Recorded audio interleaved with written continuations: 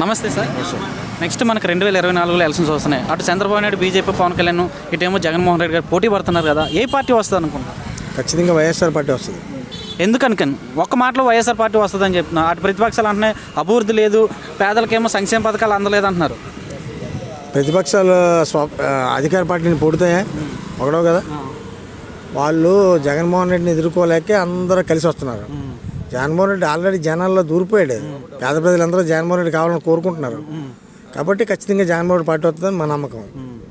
అటు అభివృద్ధి పరంగా ఏమన్నా డెవలప్మెంట్ పరంగా చూసుకుంటే ఏమీ లేదని ఒక ఆరోపణ అయితే ఉన్నది. అభివృద్ధి లేకపోయినమ్మా, ఎక్కడ చూసినా మంచి సామాజిక కార్యకర్తలకి మంచి స్కీములు ఇచ్చాడు. పార్టీ అనకుండా, కులం అనకుండా, మతం అనకుండా, ప్రాంతాలు చూడకుండా ఇచ్చాడు. ఎవరైనా మిగిలిపోతే ఇంకా పెట్టుకోమని చెప్తున్నాడు. ఖచ్చితంగా అన్నీ చేస్తున్నాడు.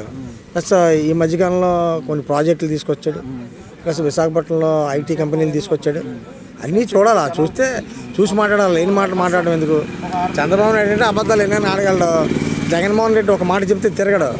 సార్ నిజం చెప్పండి సార్, సిద్ధం సభలకి ఒక్కొక్కరు అంటే ప్రకటిస్తున్నారు. అంటే 4 సభలు అయితే జరగడం జరిగింది. 12 లక్షలు అంటున్నారు, 15 లక్షలు అంటున్నారు. ఇది జనాభా లేకపోతే గ్రాఫిక్సా? రియల్ పక్కా జనాభా చూసుకోమనండి, చెక్ చేసుకోమనండి. మేమే చెక్ చేసుకుంటాం. నిజంగా పంపిస్తానన్న వాళ్ళు వచ్చారా లేదా, కార్యకర్తలు ఎంతమంది వచ్చారు, మాతో మా మనుషులు వచ్చారా లేదా మేము ఖచ్చితంగా చూసుకుంటాం. సిద్ధం సభలకి ఇంత జనం రావడానికి ఇంత ముందు ముఖ్యమంత్రులు చూశారు, ఈయన చూస్తున్నారు. ఏంటి జనం ఇంత రావడానికి కారణాలు ఏంటి అసలు? జగన్మోహన్ రెడ్డి ప్రతి జనాల్లో మంచి అభిమానం, ఆనందం, సంతోషం అన్నీ ఉన్నాయి.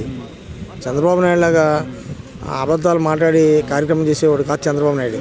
చంద్రబాబు నాయుడు లాగా జగన్మోహన్ రెడ్డి మాట ఇచ్చాడంటే ప్రాణం పోయినా తిరగకుండా చేస్తాడు.